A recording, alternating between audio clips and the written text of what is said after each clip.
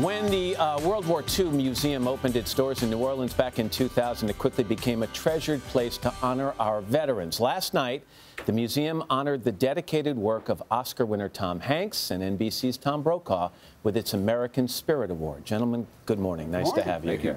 I would imagine you got a lot of awards up on the mantle there of various shapes and sizes. Right. Why is this one special? Well, first, it is an honor to be in with all the other nominees, I must say. No one is a loser at the National World War II Museum.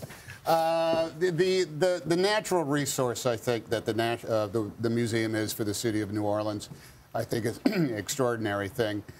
We actually became involved in it before Katrina came along through Stephen Ambrose, who wrote so much of the work that I went to for Saving Private Ryan and Band of Brothers.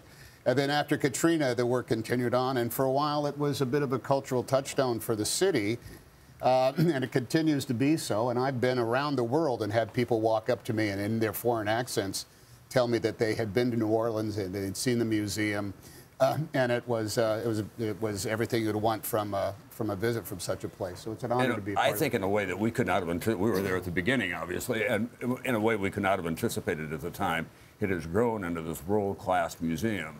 Originally, it was just be for the Higgins boats. Now we've got an air wing. We've got the road to Berlin. We've got the road to Tokyo opening next week.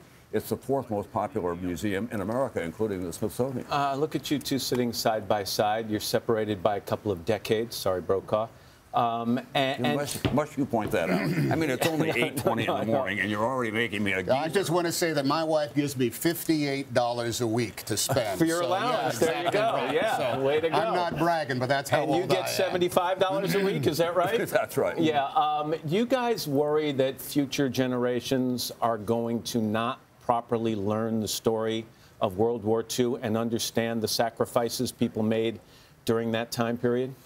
Well, I think, look, by and large, we have to judge how we teach history and what we learn from history. And I don't think there's any better adage than those who don't know their history are doomed to repeat it. I think that there is enough of I think there is enough of an interest and enough access to information that I think there was always going to be a very well-informed group of people that can truly learn about it and put it in its proper perspective. I think the bigger challenge is make it part of our cultural DNA to know more about it than just the mythological aspects of it. That always takes work. Well, Matt, I think what the museum does is remind them in a very organized fashion and in a stunning way. Tom has produced a film there. Without Borders. I can't remember. Beyond All Borders. Beyond All Borders. It's an IMAX. Beyond All Boundaries. I made the same mistake last night. Beyond All Boundaries. But I've never known anyone to go to that film and not walk out of there old, young, or in between, just shaken by what they saw. And I think it's that kind of thing that helps people understand whatever the generation. And even as the museum is giving you guys this award, aren't you starting an initiative there to help digitalize a lot of the resources and archives that they have? The accessibility to the information and the recollections in there is what's key. Yeah.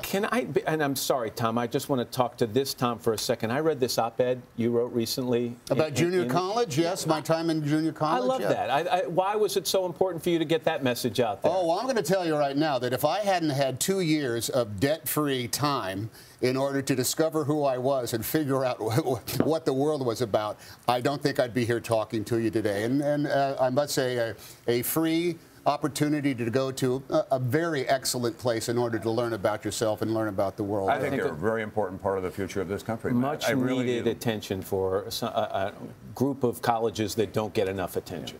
I completely agree. I think more people go to junior colleges and might even watch your TV show, Matt. So. Why would you say that? Well, I'm just one last dig. I'm not going to pass off. Wow. I'm not going to pass that opportunity. You guys make a good team, by the way. Oh, you really you. do. Congratulations on the honor. Thank you.